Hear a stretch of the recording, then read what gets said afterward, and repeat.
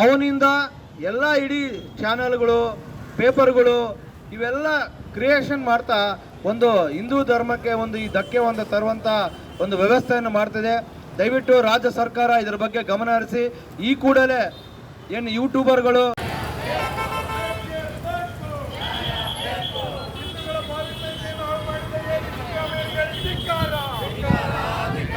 ಧರ್ಮಸ್ಥಳದಲ್ಲಿ ಹಿಂದೂಗಳ ಭಾವನೆಯನ್ನು ಹಾಳು ಮಾಡಿದ ಸರ್ಕಾರಕ್ಕೆ ಧಿಕ್ಕಾರ.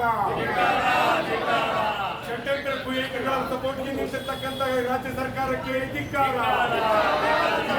ಎಡಪಂಥೀಯರ ಜೊತೆ ಸೇರಿ ಕುತಂತ್ರ ಬೆಸಗುವ ಕಾಂಗ್ರೆಸ್ ಸರ್ಕಾರಕ್ಕೆ ಧಿಕ್ಕಾರ.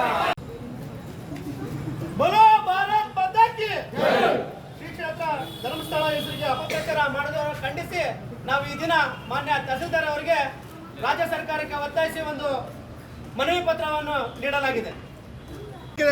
ಇದೊಂದು ವ್ಯವಸ್ಥೆ ಷಡ್ಯಂತ್ರ. ಈ ಒಂದು ಷಡ್ಯಂತ್ರ ನಾವೆಲ್ಲರೂ ಹಿಂದೂಗಳು ಒಗ್ಗಟ್ಟಾಗಿ ಖಂಡಿಸಲೇಬೇಕು. ಅವಾಗ ಮಾತ್ರ ನಮ್ಮ ಹಿಂದೂ ಧರ್ಮಕ್ಕೆ ಉಳಿಗಾಲ, ನಮ್ಮೆಲ್ಲರಿಗೂ ಉಳಿಗಾಲ. ಧರ್ಮ ರಕ್ಷತೆ ರಕ್ಷಿತ ಅಂತ ಹೇಳಿದಂಗೆ ಧರ್ಮವನ್ನು ರಕ್ಷಿತ ಮಾಡಿದ್ರೆ ಮಾತ್ರ ಉಳ್ಕೊಂತೀವಿ ನಾವು. ಇದು ನಮ್ಗೆ ಯಾರಿಗೂ ಉಳಿಗಾಲಿಲ್ಲ. ಸೊ ಈ ಒಂದು ಧರ್ಮಕ್ಕೆ ನಾವೆಲ್ಲ ಹಿಂದೂ.